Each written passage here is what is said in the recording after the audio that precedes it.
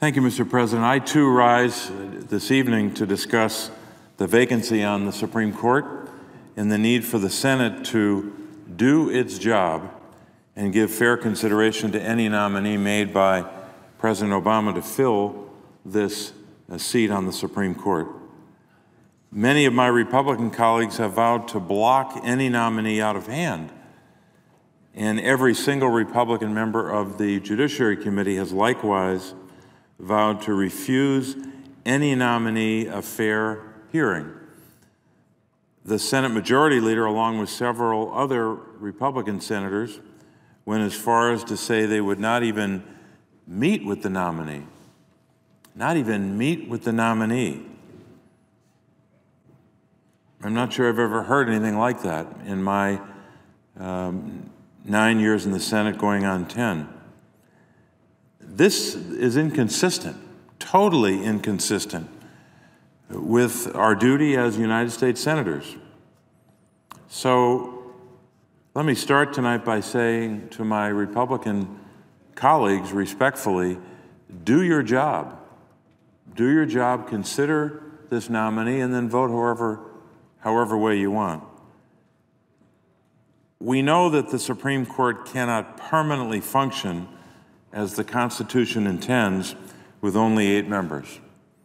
Last week, I asked questions of a panel of experts, constitutional scholars, including Georgetown law professor Peter Edelman, at a steering committee hearing here in the Senate. These constitutional experts confirmed that because of split decisions, or I should say that because split decisions defer to the holding of the lower court, it's entirely possible that we could see a string of split decisions that would undermine the primary purpose of the Supreme Court, and that is to resolve differences in the opinions coming out of the various circuit courts across the country. This is no doubt why the Constitution provides specific instructions on filling Supreme Court vacancies. Article 2, Section 2 of the Constitution states in part, quote, "The President shall nominate and by and with the advice and consent of the Senate shall appoint justices of the Supreme Court," unquote. In both instances, the word "shall" is used. The President shall nominate, and the President shall, or the Senate with the advice and consent of the Senate, there shall be an appointment. There's no equivocation. It doesn't say shall appoint at a certain time in a presidency or may appoint. It's very clear from the Constitution what the Senate must do and what the President must do. Barack Obama is the President of the United States, and according to the Constitution, in the event of a vacancy on the U.S. Supreme Court, the President of the United States shall nominate a replacement.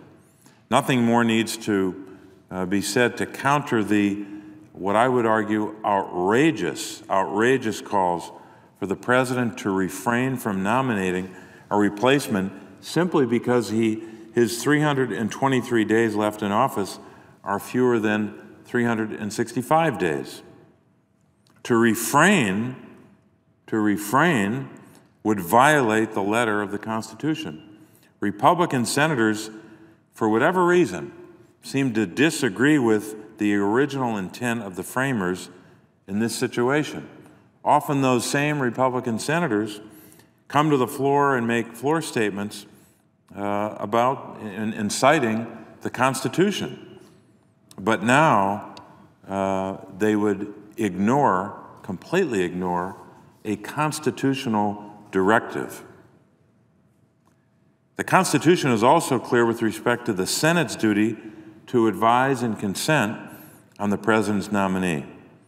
No sincere reading could lead to the conclusion that the Senate would be within its rights and upholding its responsibility if it refuses any potential nominee fair consideration. My Republican colleagues argue that they are absolved of their responsibility to give fair consideration to a nominee simply because the Senate is constitutionally allowed to withhold its consent. That's one argument. Doesn't make sense, but that's the argument that they make. The other argument is that, quote, we should, quote, let the people decide, unquote, by refusing to consider any nominee until the next president takes office. This denies precedent. Justice Kennedy was confirmed in the last year of President Ronald Reagan's final term under a Democratic Senate, and the Senate has confirmed 17 Supreme Court nominees in presidential election years. This point of view also neglects the obvious fact that the American people already decided in twice electing Barack Obama to be our president. Both the president and his office deserve to be treated with respect. Denying the president's legitimate authority to nominate a candidate for Supreme Court is more than just an irresponsible attempt to score political points. It's a distortion of the separation of powers, unprecedented in modern times. Senate Republicans have not been granted authority to prematurely nominate, to prematurely terminate presidential powers. They've not been granted that authority. The Senate has taken action on every Supreme Court nominee in the last 100 years, regardless of whether the nomination was made in a presidential election year, and not since the Civil War has the Senate taken longer than a year to fill a Supreme Court vacancy. These nominees have always been seen as entitled to timely consideration as well. Since 1975, the Senate has taken an average of just 70 days from the date of nomination to the date of confirmation. Like many senators here, virtually every senator here who serves in this body, we receive mail all the time from our constituents. And on this issue, I've received thousands of letters urging the Senate to fulfill its duty and give fair consideration to the Supreme Court nominee that the President chooses. One particular letter came from a woman by the name of Jane from southeastern Pennsylvania, a community just outside of Philadelphia. The letter that Jane sent me was profound in its simplicity. Jane said that having an understaffed court would be, quote, unfair to the process of justice, unquote. Jane's words, not mine. A fully functioning Supreme Court is not about obscure details of Senate procedure to Jane. It's about something more than that. And it's also, to her, one of my constituents, it's also not about who said what 10 years ago, nor I should say, is it about presidential politics. It's about something else. Access to justice is what matters to Jane, and it's what should matter to every senator. Jane ended this letter that she sent me with a reminder that I'll repeat in the hope that my Republican colleagues will take it to heart as I did. Jane said, quote, the opportunity to take part in a justice's nomination is a privilege and deserves respect. I agree.